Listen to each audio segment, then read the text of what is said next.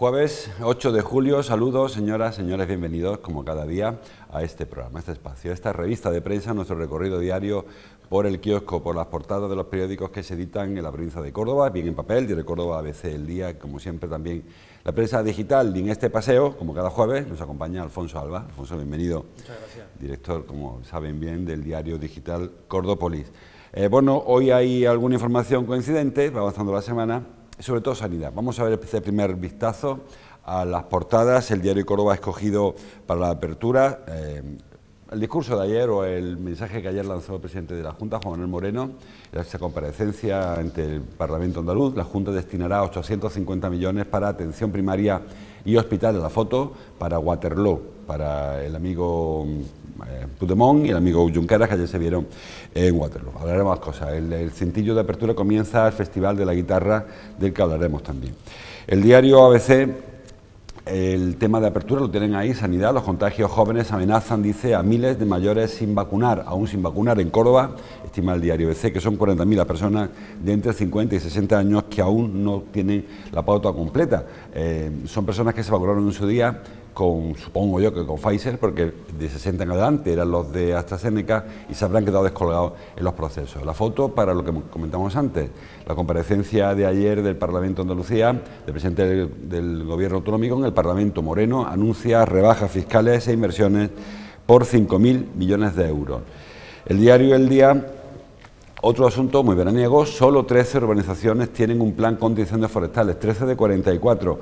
Ayer se nos coló este dato en la presentación de una campaña institucional y al final la noticia, pues no fue la campaña en sí, sino esa situación que viven apenas el 30% de los núcleos poblacionales de la sierra. La foto para otro anuncio, el de Flora, que regresa, lo hará en otoño, después de un año en blanco. Olor a flores del verano al otoño, titula con ese cartel de Flora que ya se presentó en el Potro. Vamos con Cordópolis, que también tiene su portada, la tienen. Ese es el proyecto para resucitar Puente Nuevo, 400 millones, placas flotando en el pantano y 80 empleos directos. Es, como dice este periódico, la resurrección de una central que en su día generaba electricidad a través del carbón y que ahora con la descarbonización del mundo, no solo digo de Córdoba, del mundo, ahí tiene que reciclarse. Habla de vacunación, que se frena, que ya no son los números de hace unas semanas, hay menos dosis y por tanto menos vacunas. También un otro factor del que hablaremos ahora.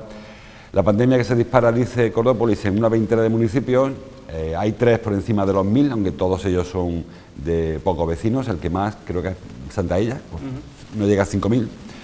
Y también habla de que Salud no propone ningún cierre, cerrar ningún municipio cordobés y mantiene a toda la provincia en alerta sanitaria 2. Dos decisiones polémicas, la de los municipios no porque son pequeños, la del nivel 2, yo no sé hasta qué punto haría falta, no lo sé, ahora hablamos. En cuanto a cierre, solamente Peal de Becerra, creo recordar, en Jaén, y se salvó Conil. Empezamos por aquí, si te parece, una decisión muy extraña, la de salvar Conil de este cierre perimetral, que son 20 y tantos mil residentes del día a día. Hoy habrá 50 o 60 personas en Conil. Sí, lo de Conil es una cosa que no tiene explicación. Es algo muy extraño lo que ha decidido la Junta de Andalucía allí, porque yo creo que lo que más que salvar Conil, intenta salvar el turismo de Conil, ¿no? Pero no sé si es una manera muy adecuada de salvar el turismo, porque, bueno, en fin, los turistas irán a la playa, pero se meterán en chiringuitos, se meterán en pub, y hay un alto riesgo de contagio. Pero es verdad que cerrar un municipio de la costa es una decisión muy compleja. Y por eso se ha optado por Peal del Becerro, que está en Jaén, que es un municipio que no es turístico ahora mismo en verano, aunque también tiene su poquito de turismo, pero vamos, que no llega al nivel de Conil, ¿no? De la frontera. Pero sí, yo eché de menos un poco en Córdoba que esa alerta sanitaria 2 se pudiera haber transformado en 3, no en la capital, porque la capital está saliendo del riesgo extremo, pero sí en la zona norte y en el área del Guadalquivir. Por ejemplo, tenemos a Pedro Abad, creo que con varios brotes de COVID por fiestas de fin de curso, donde hay, creo que iban unos 20-25 contagios. En Santaella también se han disparado la incidencia. Estaba el caso de Villanueva de Córdoba, que aunque ahora ha bajado, pero también estaba en unos niveles muy altos. En el Viso también se ha disparado la incidencia, de hecho el alcalde ha ordenado el cierre de todas las instalaciones municipales y ha rebajado a la mitad el aforo de la colada. O sea, hay municipios que van tomando medidas un poco por delante de la Junta. Yo entiendo también una reflexión que hace el consejero y yo también, a ver, si se entiende un poco lo que quiero decir. Yo creo que, por supuesto, la pandemia no ha acabado y hay que tener muchísimas precauciones, especialmente los jóvenes. Pero hay un dato clave, y es que ayer en España no murió nadie por coronavirus. Creo que eso no ocurría desde el verano pasado. ¿Por qué no murió nadie? Porque estamos protegiendo a la población de riesgo, claro, a la población mayor, a la población que puede desarrollar una enfermedad grave. De hecho, las últimas 2 personas que murieron en Córdoba, creo que murieron en el mes de junio, en Peñarroya, Pueblo Nuevo, y una tenía 80 y otra tenía más de 85 años. Y era porque arrastraban ya la enfermedad desde hace tiempo, no porque se hubieran contagiado recientemente. O sea, dentro de lo que cabe, no se está colapsando el sistema sanitario y no está habiendo fallecidos, pero sí que sabemos que el coronavirus tiene consecuencias y hay gente que se va a afectar de un COVID permanente porque no está protegida, hay gente joven que puede acabar en el hospital, de hecho hay gente joven que está en la UCI, no en Córdoba, pero sí por ejemplo en el Levante, y tampoco hay que perderle el respeto. Dicho todo esto, la Junta tiene en su mano, yo no me cansaré de decirlo, varios instrumentos, y uno de ellos, que tampoco habría pasado nada, sabemos que es el ocio nocturno, y sabemos que en el ocio nocturno es donde se están contagiando los jóvenes. Ese famoso grifo de Juanma Moreno está ahí, lo puede abrir y lo puede cerrar. Se ha planteado en el Comité Interterritorial de Salud, donde el consejero andaluz lo que ha dicho es recuperar la mascarilla en la calle. Bueno, yo creo que antes que recuperar la mascarilla en la calle habría que plantearse otro tipo de medidas como ese, como el cierre del ocio nocturno. Cualquier caso, la mascarilla en la calle, recuerdo que es obligatoria cuando no se pueda mantener una distancia de seguridad de 1,5 metros y cuando haya aglomeraciones, con lo cual, de hecho, debería usarse mucho más, con el argumento de que ya no hay que usarla, sí hay que usar la mascarilla en la calle. Señala hoy el diario ABC, en el Interior, creo que lo he leído, que estamos ya en el 66% de inmunidad de rebaño en Córdoba, cercana al 70%. Son números un tanto raros, porque se suman los que tengan pauta completa, los que tengan anticuerpos por una dosis y los que tengan anticuerpos naturales, que realmente tampoco se sabe quiénes tienen y no tienen anticuerpos naturales, porque hay personas que han pasado la COVID y luego no han generado anticuerpos o no se la han detectado. Es decir, que la cifra con la que hablábamos hace ya meses, casi un año, de que ve que hay que alcanzar el 70%, es un poco como la metáfora aquella del horizonte, que te acerca y se aleja, ¿no? Y que no acaba nunca de llegar a esta inmunidad que es tan deseada. Lo que hablaba Alfonso, no están muriendo las personas, es cierto, no están muriendo las personas, pero los mensajes que se lanzan desde la Junta, yo no sé si son los mensajes, porque todo esto de una hora más de terraza, no cerrar Conil, mantener el norte nivel 2, creo que esos mensajes como eso, no está pasando nada, esto está superado ya, a pesar de que estamos lejos todavía, creo yo, de la inmunidad de rebaño, a pesar de que sigue habiendo gente que está falleciendo. Sí, es que la inmunidad de rebaño exactamente se alcanza con el 70% de la población vacunada completamente. El 66% de la población es que tiene al menos una dosis, la pauta completa o que se contagió en su día. Ahora mismo, con las cifras reales, ayer era el 51% de la población cordobesa, sumando los que se habían contagiado, los que tenían inmunidad. O sea, estamos todavía a un 20%, a 20 puntos de llegar al famoso 70% de esa inmunidad de rebaño. Si hacemos la trampa y medimos personas con al menos una dosis a vacunar, población adulta, resulta que estamos en el 74%, que ya lo hemos superado. Pero claro, eso es con al menos una dosis. Y ayer nosotros titulábamos que 4 de cada 5 cordobeses, adultos, mayores de 40 años, perdón, ya tienen al menos una dosis. Pero es que los mayores de 40 años creo que era el 65% los que tenían ya la vacunación completa o cerca del 70%. Ya estamos en unos niveles muy altos de vacunación, pero todavía nos queda tiempo. Queda un camino. Durante estos días, especialmente hoy, este fin de semana, mañana y la semana que viene, se van a poner la segunda dosis de AstraZeneca a un grupo de población que se quedó en el limbo, con una primera dosis, que se esperaba que eso le diera cierta inmunidad, pero que no tienen la inmunidad completa, hasta que no tengan ahora esta segunda dosis, que son los de AstraZeneca. Son las personas mayores de 60 años, de entre 60 y 69, que en esos momentos que no había mucha vacuna, pues se le puso AstraZeneca porque se determinaba que a los menores no se le podían generar trombos. Entonces, la próxima semana el nivel de inmunidad en la provincia de Córdoba y en toda Andalucía va a subir muchísimo, gracias a esas segundas dosis. Se dan dosis completas, se van a completar pautas. Y ahí se notará mucho que bajará la incidencia de la pandemia en grupos de población de riesgo, que es estas personas que se estaban contagiando, que eran los que tenían una sola dosis de AstraZeneca, se estaban contagiando y algunos de ellos eran de los que llegaban al hospital, ¿no? Mientras tanto, va a avanzar el resto de los grupos de edad. Ayer la Junta decidió que ellos iban a seguir vacunando, no se va a hacer como en Madrid, ¿no? Pero ellos van a seguir vacunando por grupo de edad. Cuando se complete un grupo, bajarán al siguiente. En Madrid han decidido que autocita a los menores de 20 años y Anchas Castilla, cuando tienen amplios grupos de mayores de 40 y de 50 que todavía no están ni vacunados. Son mucho más vulnerables, claro. Claro, entonces, en fin, cada comunidad tiene su estrategia, yo no estoy de acuerdo con esto, creo que se debería liderar desde el Ministerio de Sanidad, pero bueno, y aquí ya la noticia de hoy es que a partir de hoy los nacidos en el 88-89 pueden pedir cita para vacunarse. Ojo, hay personas nacidas en el 90, en el 91 y hasta en el 92 que ya se han vacunado, pero no se han vacunado en Córdoba o en determinados sitios de Córdoba, es porque en Baena, por ejemplo, la vacunación va mucho más rápido que lo que va en el resto de la provincia de Córdoba. Creo que también hay otros municipios del sur, por la zona de Cabra, donde también van muy rápido. Y allí sí que se está llegando ya a este sector que es el de población, que es el que más se mueve, el que más se va de fiesta, y al que hay que inmunizar lo antes posible. Pero claro, tenemos el problema que contamos hoy, que es que esta semana han llegado, me parece que era un 40% menos de vacunas que la semana anterior por procesos de fabricación y distintos retrasos. Y eso está provocando que no vayamos tan rápido como queremos. Explicó Aguirre la semana pasada que había habido una partida de Janssen que ha habido que devolver por una infección, no determinó cuál, no sabemos de qué iba, pero sí que viene menos vacunas.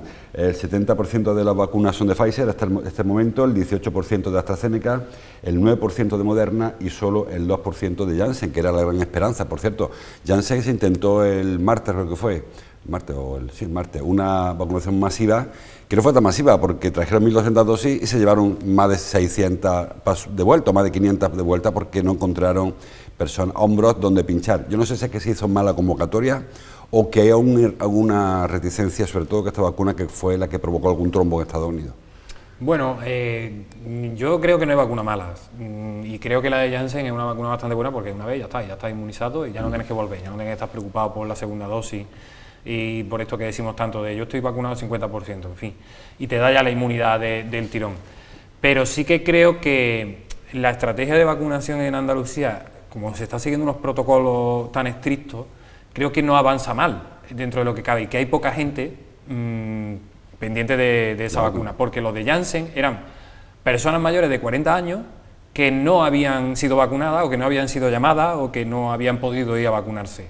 Creo que tampoco había tanta gente que había rechazado la vacuna al principio por ideología, por ignorancia o por lo que fuera, que ahora se ha dado cuenta de que o bien se ha arrepentido y se quiere vacunar, o bien sabe que sin certificado COVID no va a poder trabajar, no va a poder viajar, muchas de estas cosas, ¿no? que suceden.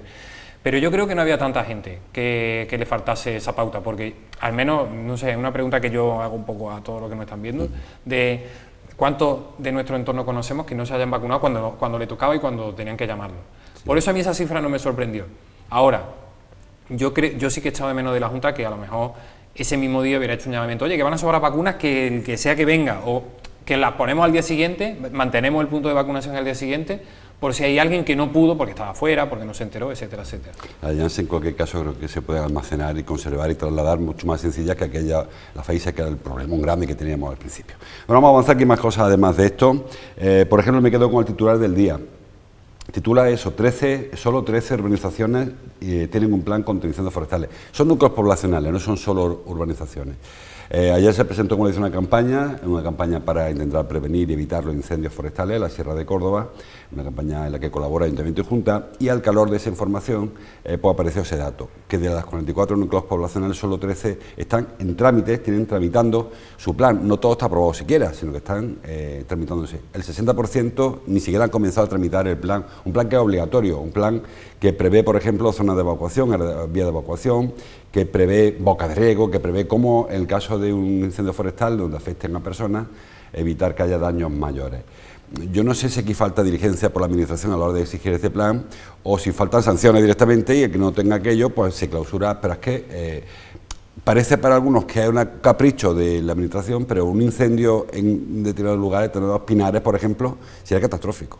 Sí, sabemos que uno de los grandes problemas que puede tener Córdoba y que toquemos madera porque no suceda nunca es un incendio forestal en la sierra, porque la Sierra de Córdoba está muy habitada, a diferencia de otras serranías, y porque hay determinadas urbanizaciones que digamos que tienen una evacuación muy complicada. Esto se lleva hablando desde hace más de 30 años en Córdoba.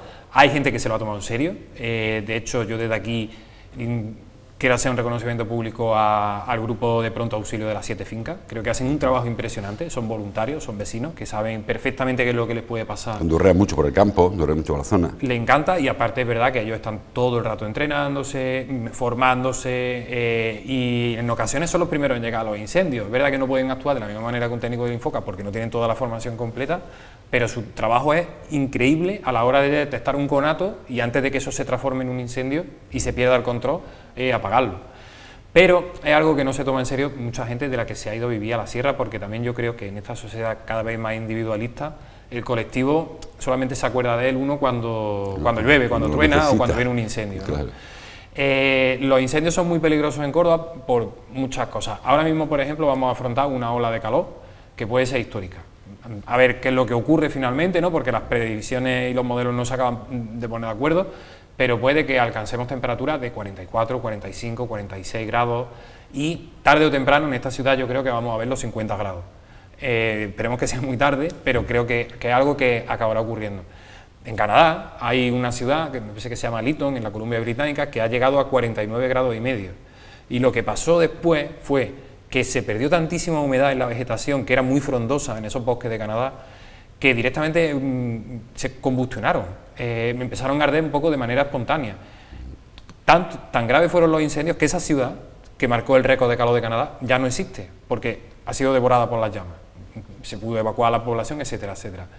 O sea, son cosas como para tomárselas muy en serio de lo que pueda ocurrir. E incluso sabemos que si una urbanización no tiene un plan de autoprotección contra el fuego, que es lo que le pide la ley, en caso de una catástrofe futura, los seguros se van a lavar las manos, porque tú tenías que haber hecho algo que no hiciste, claro. Y porque te van a decir la compañía de seguros, sí, yo te aseguré la casa, pero es que tú ¿por qué no pusiste en marcha el plan contra incendios? Obligatorio. Obligatorio.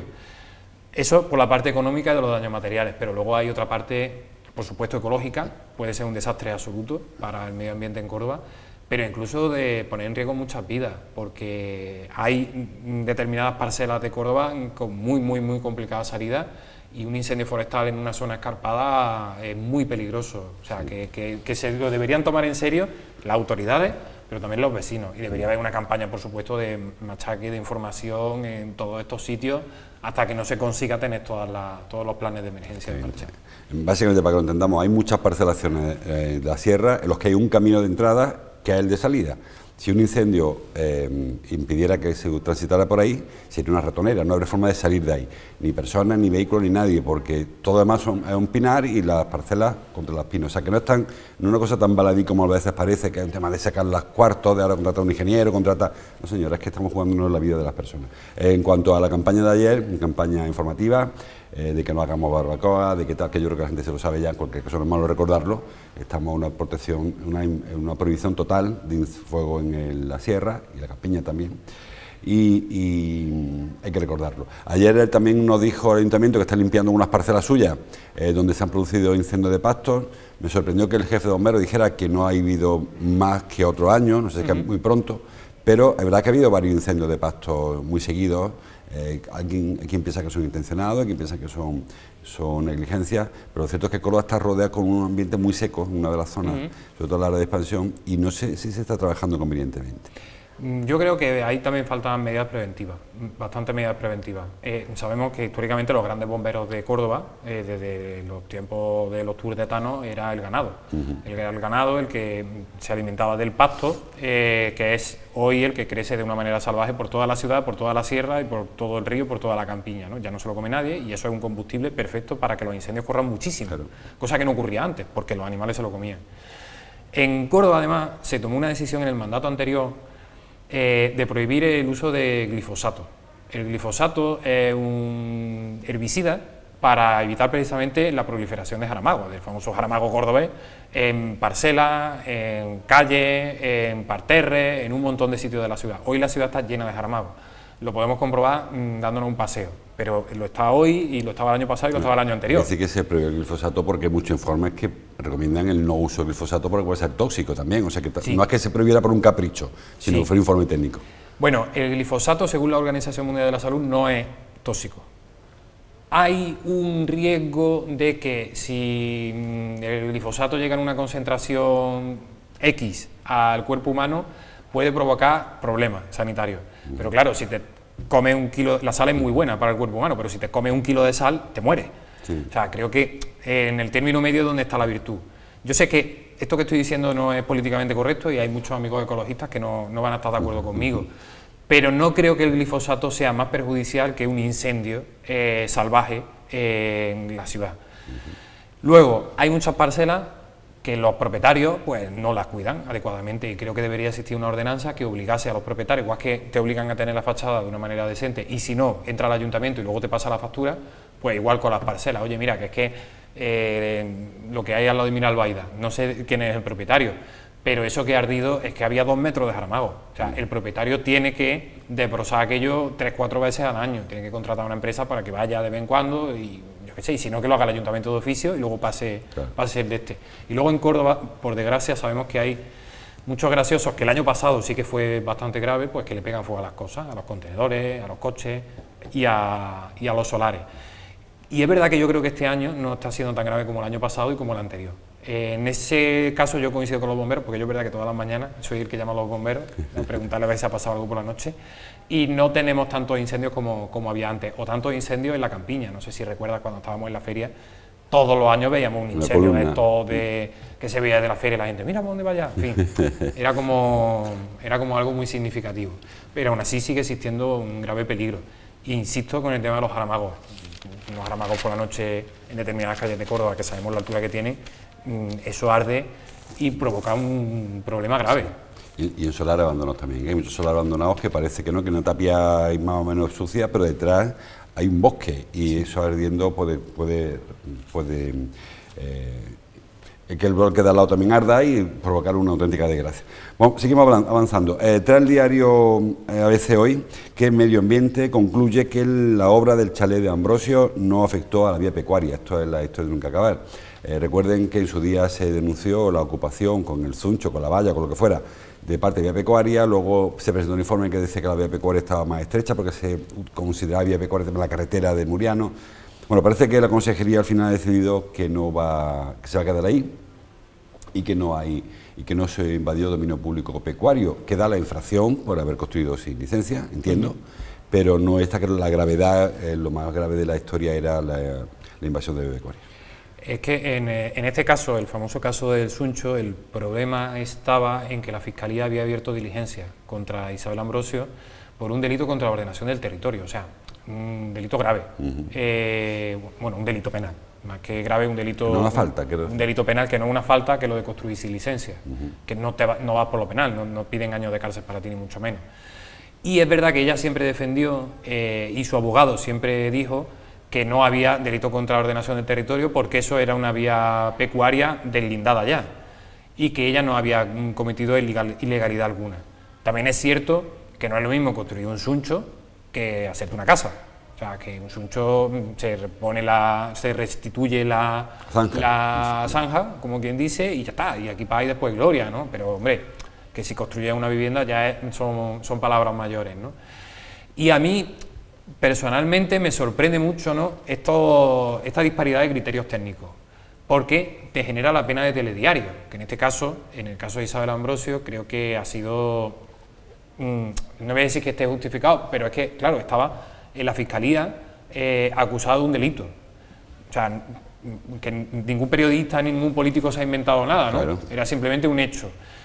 Pero este hecho se produce por una disparidad de criterios de los técnicos, que desde mi punto de vista es muy absurdo. Cuando tú firmas un informe que va a llevar una persona a la Fiscalía, no digo ya porque sea ella y que sea un cargo público muy conocido, sino que le puede ocurrir a cualquier ciudadano, tienes que tenerlas todas contigo. No puede venir luego, porque este es el segundo informe que viene, no puede venir un segundo y un tercer informe a llevarte la contraria, porque te está dejando a los pies de los caballos y en fin, yo creo que los técnicos tienen que hablar entre ellos y antes de firmar una cosa tan grave tienen que respirar hondo y pensárselo 2 veces, claro, porque pueden acabar destrozando a carreras políticas o a personas, o en fin.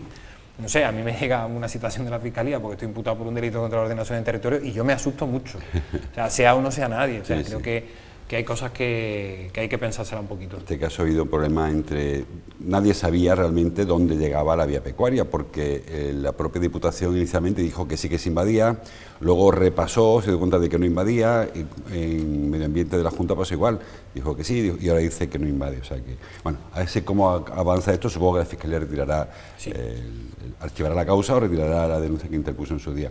Hablando de denunciar, está también el diario, a veces hay otros periódicos, que Jaén insiste en su denuncia, en este caso ha interpuesto una demanda contenciosa administrativa contra el Ministerio de Defensa, que lo que hace es, insiste en pedir información, no es que esté acusando todavía a nadie de haber hecho algo grave, sino insiste en conocer con qué criterios se designó Córdoba como sede de la base logística.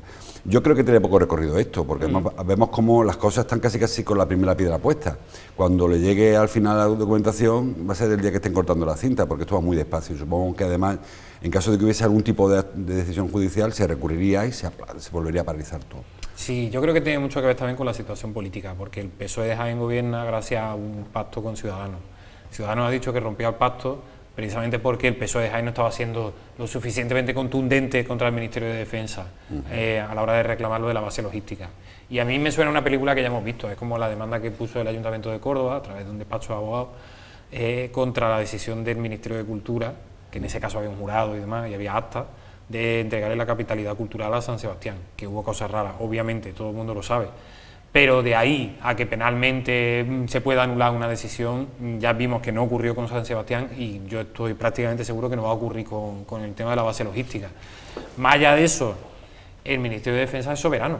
Esto no era una competición, simplemente habló con distintos ayuntamientos de distintas ciudades, luego lo citó y tomó su decisión. O sea, que no era lo de la capitalidad cultural, en la que a ver cuál era el mejor proyecto. Ya había punto, no es que llegara a ser Eurovisión, pero sí que había una forma de baremar. Aquí claro, no había de baremar. hecho había un jurado internacional que optaba por uno, optaba por otro. Aquí lo que ha habido es una decisión estratégica del Ministerio de Defensa que considera que la oferta de Córdoba era mucho mejor que la de otras ciudades. Por muchas circunstancias, ya lo hemos hablado, por comunicaciones, porque la ciudad es más grande, por disponibilidad de terreno, por cuestiones presupuestarias, porque en Córdoba hay una base militar que no existe en Jaén, por ejemplo. O sea, es verdad que la oferta de Córdoba era muy superior a la oferta de Jaén. O sea, que yo entiendo que todo esto está en la batalla política, pero es esta manera de judicializar la política tan absurda que estamos teniendo, ¿no? De que todo acaba en los tribunales, porque sabemos que lo que entra en uno sabe cómo entra en un juzgado, pero nunca sabe cómo sale. Por eso yo no las tengo todas conmigo, ¿no? En que todo se vaya a archivar y ya está, ¿no? Lo mismo no, y lo mismo hay un juez que de repente ve cosas raras y, en fin, se acaba cargando el proyecto y no lo tiene ni Córdoba ni Jaén. Yo entiendo que no, por lo que decíamos una otra vez. Si mañana el Ministerio de Interior decide construir un cuartelillo Guardia Civil en Añora, pues lo construye en Añora, no tenía más explicaciones a nadie, lo construirá donde entiende que hace más falta, y creo que este caso es algo parecido, pero en fin, como dice Alfonso, dos torres tienen la iglesia. Vamos terminando, hay dos proyectos a los que hoy alude Cordópolis. Uno lo hemos visto en la portada, el tema de Puente Nuevo, que es un alivio para la zona. Ayer comentábamos que la zona del Guadiato tiene rentas per cápita muy altas, pero porque hay muchas pensiones de prejubilación a consecuencia del cierre de las minas, que se va a acabar terminando. Ocurrió en Linares también, una de las zonas más ricas de Andalucía, a pesar de que está muy deprimida. Pasa algo parecido a la zona del Guadiato, en Fuentevejuna, en Peñarroya sobre todo, en Melmés sobre todo, en Espiel. Y ahora vemos este proyecto muy interesante de la eléctrica EDP portuguesa, que quiere hacer pues una especie de paraíso de la energía sostenible en la zona de Guadiato. Sí, el proyecto es muy llamativo, es muy interesante. De hecho, me extraña que esté teniendo tan poca repercusión.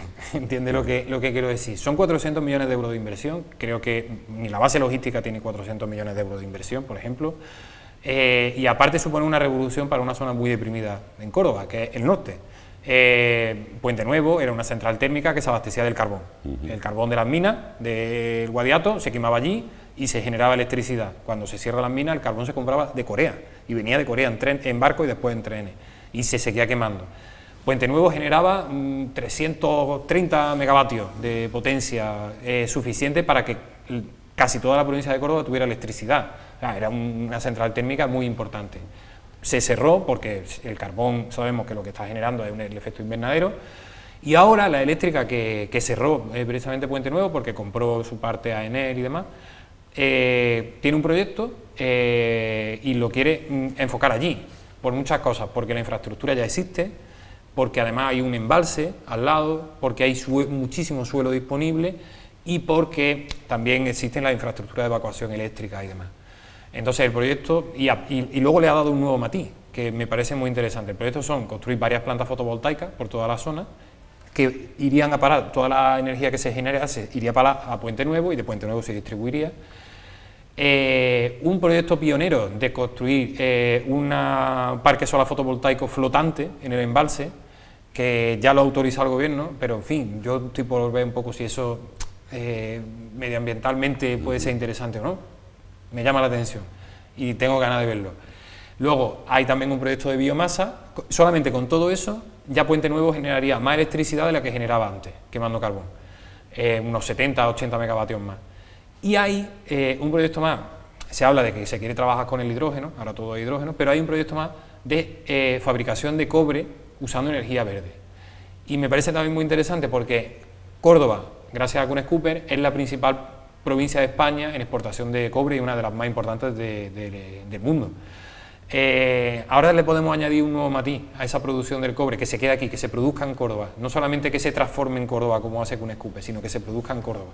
Y bueno, me parece interesante. Serían 80 puestos de trabajo directos, permanentes, y ellos hablan de que durante todo el proceso, de aquí a 2030, se podrían generar hasta 1.200 empleos.